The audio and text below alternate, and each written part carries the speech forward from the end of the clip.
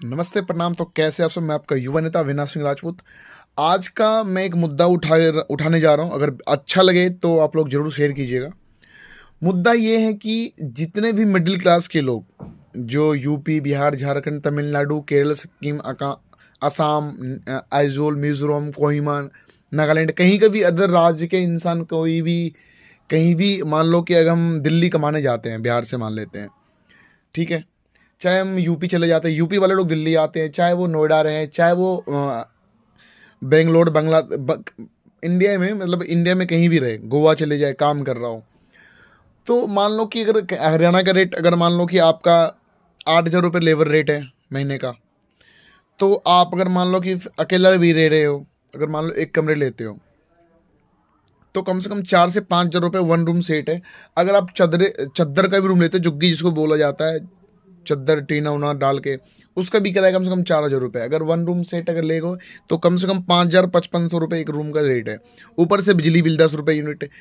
तो भाई मुझे ये समझ नहीं आता, अगर बंदा 8 से 12 हज़ार 13 हज़ार पर महीने का कमाएगा, मान लो कि बंदा रह रहा है, तो कमरे किराए में बंदा बिक जाता है। अब मान लो 5500 को, मान लो 12 जना कमा रहा है, 5500 रुपये वो दे रहा है। बच्चे को सरकारी स्कूल में नॉलेज तो आती नहीं है, तो गरीब गरीब ही रह जाएगा। बच्चा भी अगर मान लो सरकारी स्कूल में पढ़ेगा बंदे का, तो क्या ज्ञान देते हैं? सरकारी स्कूल में टीचर भी ऐसे ही हैं, चाहे कहीं का भी हो, थोड़ा पढ़ाई है, बच्चा अगर पढ़ने में लगन हो तो वो पढ़ सकता है, वरना 70% तो ऐसे ही सब जगह सरकारी स्कूल में पढ़ाई है मेरे हिसाब से।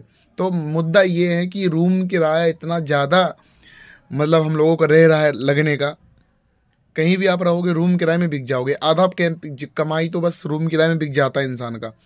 तो मुद्दा ये है कि मैं ये सरकार से गुजारिश करना चाहता हूँ, सॉरी, कि आप, हम जितने भी मिडिल क्लास, यूपी, बिहार, जितने भी इधर रोज अलग अलग राज्य से यहाँ कमाने, चाहे कहीं भी जाते हैं, तो आप कम से कम रूम किराए पे ध्यान दीजिए, ताकि चाहे कुछ ना कुछ जुगाड़ ऐसा करवाइए ताकि इंसान को सुविधा मिले।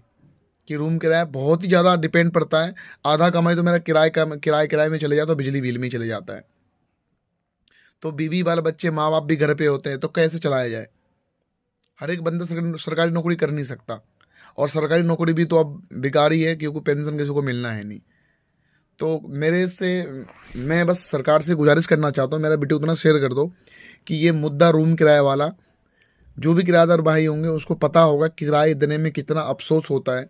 मान लो हम 15,000 20,000 कमाते, तो 20,000 का अनुकूल हम रहते, तो उसके हिसाब से 8,000 किराया, चलो ठीक है, हम झुग्गी में रह ले, कम से कम तो 55 से 5,000 रूम किराया लगता ही है। फिर बच्चे पढ़ाओ, बीवी देखो, अपने बीमारी है, बच्चे का इसका पढ़ाई खर्चा चाहे बीवी का है, माँ बाप को देखना पड़ता है, कभी कोई खुदा न खास्ता कुछ बात हो जाए। तो बहुत बहुत धन्यवाद वीडियो पे ध्यान देते हुए। वीडियो बहुत